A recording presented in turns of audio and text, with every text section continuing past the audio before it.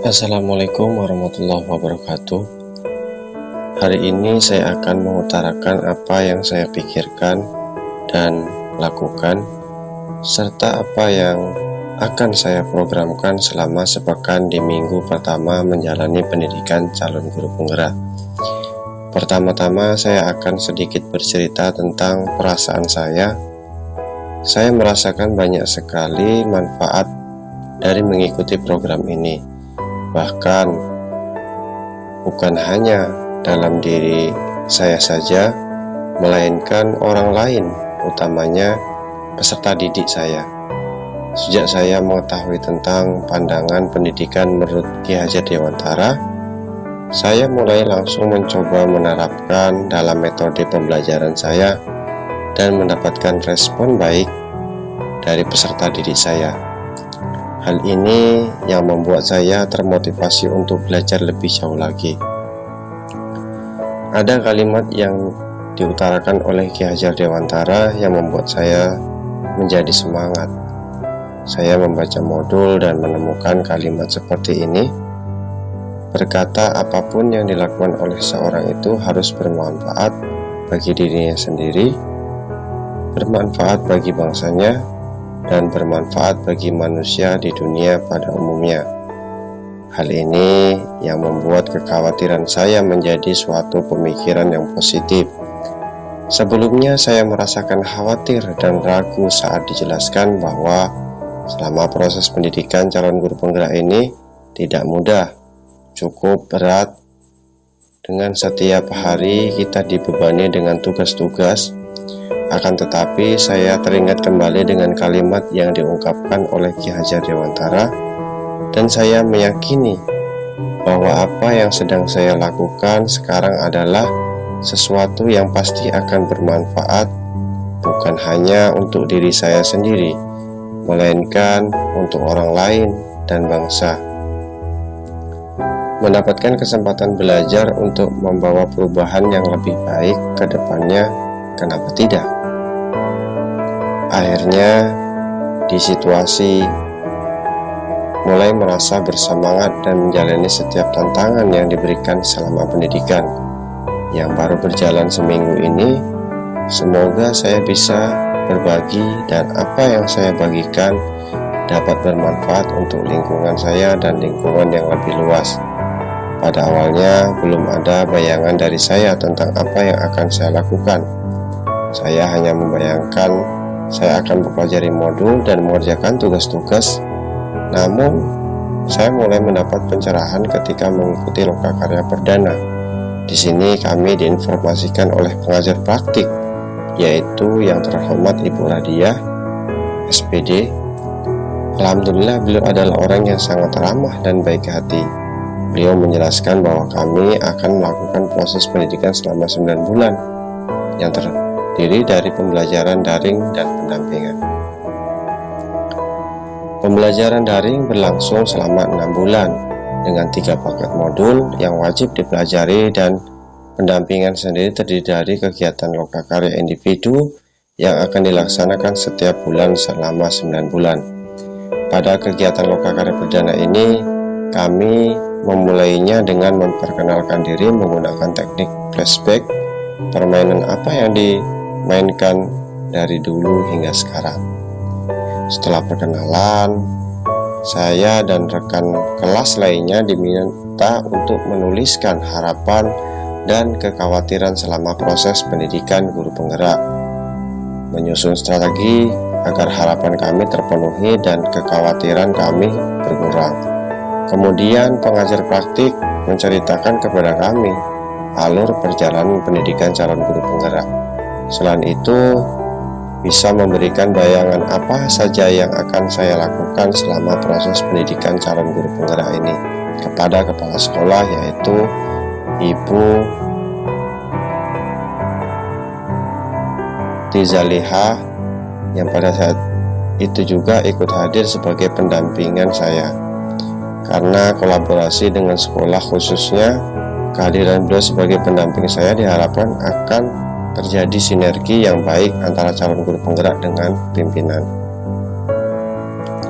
Kegiatan penutup kami melakukan kegiatan pembukaan komitmen bersama dan diakhiri dengan proses kegiatan refleksi. Di sini kami diminta untuk menceritakan tentang manfaat apa yang kami dapatkan pada kegiatan ini. Selain itu, saya pun mendapatkan curhatan-curhatan dari teman-teman tentang kegiatan yang telah berlangsung. Inilah sekilas kegiatan pada Lokakarya Perdana yang kami lakukan. Kemudian, saya pun diundang oleh fasilitator dalam grup WhatsApp fasilitator CGP3 Kabupaten Biren, yaitu yang terhormat Bapak Mukhlis, SPD, SI, MSI, untuk mengetahui kegiatan-kegiatan yang akan saya lakukan di LMS selama pendidikan calon guru penggerak ini. Di grup pendidikan calon guru penggerak, saya diberikan informasi kegiatan dan dibimbing tentang kegiatan apa saja yang akan saya lakukan. Adapun kegiatan yaitu pembukaan dari Menteri Pendidikan dan Kebudayaan Bapak Nadiem Makarim, yang dilanjutkan dengan orientasi dari calon guru penggerak, yang selanjutnya kami diarahkan untuk membuka LMS paket modul 1.1 untuk mengerjakan pretest. Soal-soal pretest yang dikerjakan adalah soal-soal yang bersifat umum, akan tetapi saya merasa kesulitan dalam menjawab soal-soal tersebut, dan hasilnya kurang memuaskan bagi saya dan membuat saya kurang percaya diri. Alhamdulillah, berkat semangat dari Ibu pengajar praktik dan Bapak fasilitator, saya mendapatkan kepercayaan dari saya kemarin. Selain itu, kami diarahkan untuk mengerjakan tugas di LMS tentang kegiatan Lokakarya yang saya ikuti. Pada bagian ini, kami diminta untuk menilai pengajar praktik dan mengisi kuesioner ekspektasi pada Lokakarya Perdana tersebut. Dalam grup, saya diberikan jadwal oleh Bapak Fasilitator. Sesuai jadwal tersebut, saya mempelajari tentang refleksi filosofi pendidikan menurut Ki Hajar Dewantara. Pada refleksi ini, saya belajar dengan alur merdeka, yaitu diawali dengan mulai dari diri, eksplorasi konsep, ruang kolaborasi, desain kerangka pembelajaran refleksi terbimbing, aplikasi konseptual, elaborasi pemahaman, koneksi antar materi dan aksi nyata. Awalnya saya kebingungan tentang bagaimana cara merefleksi diri tentang pemikiran Ki Hajar Dewantara, karena saat saya membuka bagian ini, saya belum mendapatkan modul atau bahan ajar apapun. Saya menyadari untuk mengerjakan tugas, saya harus menggali pengetahuan saya secara mandiri, yaitu saya mencari materi-materi tentang pemikiran Ki Hajar Dewantara di berbagai sumber melalui internet. Hal ini memunculkan ide untuk saya bisa terapkan pada proses pembelajaran yang akan saya lakukan kepada peserta didik saya di sekolah, di mana saya tidak langsung memberikan materi kepada mereka, memberi kesempatan kepada mereka untuk berangan-angan dan menggali serta mencari tahu apa yang akan dipelajari melalui petunjuk-petunjuk yang akan saya berikan. Hal ini dapat memicu rasa penasaran, menumbuhkan kreativitas dan kemandirian bagi peserta didik. Oleh Bapak Mukhlis, fasilitator saya, diarahkan membuka LMS untuk membuka informasi-informasi dan menonton video-video pembelajaran yang dapat dijadikan referensi dalam mengerjakan tugas-tugas. Hingga pada akhirnya saya terbiasa menggunakan LMS sebagai aplikasi pembelajaran, baik berupa modul, video, dan informasi-informasi yang ada di dalamnya setiap subpaket model. Dengan kegiatan pertama, yaitu mulai dari diri, saya merefleksikan diri tentang pemikiran Ki Hajar Dewantara hingga muncul ide saya untuk menaungkan pengetahuan tentang pemikiran tersebut dalam blog saya hendrocgp.blogspot.com dan mendapatkan apresiasi dari teman-teman dan pimpinan saya. Kegiatan yang kedua adalah konsep refleksi diri tentang pemikiran Ki Hajar Dewantara, disusun secara terstruktur dan jelaskan, disertai dengan tujuan pembelajaran yang harus saya penuhi di setiap pembelajaran, mulai dari fitur pertama pengantar, kedua penyajikan potret pendidikan sejak zaman kolonial Belanda, dan yang ketiga adalah tanggapan refleksi. Pada setiap fitur, saya harus menuliskan komentar atau pertanyaan serta berdiskusi bersama dengan rekan calon guru penggerak lainnya. Kemudian yang keempat tentang asas pemikiran Ki Hajar Dewantara. Yang kelima dasar-dasar pendidikan. Yang keenam kodrat alam dan kodrat zaman. Yang ketujuh budi pekerti. Kemudian yang kedelapan dan sembilan, saya disuguhkan dengan wacana dan video ada. Video yang ke-10 Bapak Dirjen Pendidikan yaitu Bapak Iwan Syahril menyampaikan intisari dan interpretasi beliau atau filosofi pendidikan nasional gagasan Ki Hajar Dewantara, menyampaikan dari apa yang menginspirasi adalah memiliki kinerja atau berpikir refleksi kritis.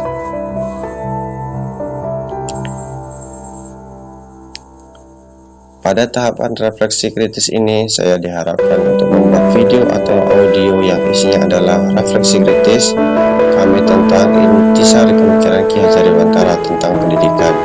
Yang kedua, proses pembelajaran yang mencerminkan pemikiran Ki Hajar Dewantara. Dan yang ketiga, apa yang akan saya lakukan untuk menciptakan proses pembelajaran yang mencerminkan pemikiran Ki Hajar Dewantara dan terwujud. Yang keempat, pemikiran Ki Hajar Dewantara yang sudah saya terapkan. Di sini saya membuat audio yang berdurasi kurang lebih 4 menit sesuai dengan waktu yang disyaratkan dalam LMS. Dalam audio tersebut, selain menjelaskan tentang intisari pemikiran Ki Hajar Dewantara, saya juga menceritakan pengalaman saya tentang belajar yang sesuai dengan filosofi Ki Hajar Dewantara. Setelah eksplorasi konsep, saya di ruang untuk mengikuti forum diskusi refleksi kritis tentang pemikiran Ki Hajar Dewantara dalam ruang diskusi virtual menggunakan Jimit yang difasilitasi oleh Bapak Fasilitator Bapak Muklis yang sangat baik dan ramah serta sabar dalam memfasilitasi kami. Diskusi berjalan dengan santai dan aktif walaupun terdapat sedikit gangguan jaringan, tetapi alhamdulillah saya dan teman-teman saya semangat untuk menerima materi yang disampaikan dan semua berjalan dengan lancar.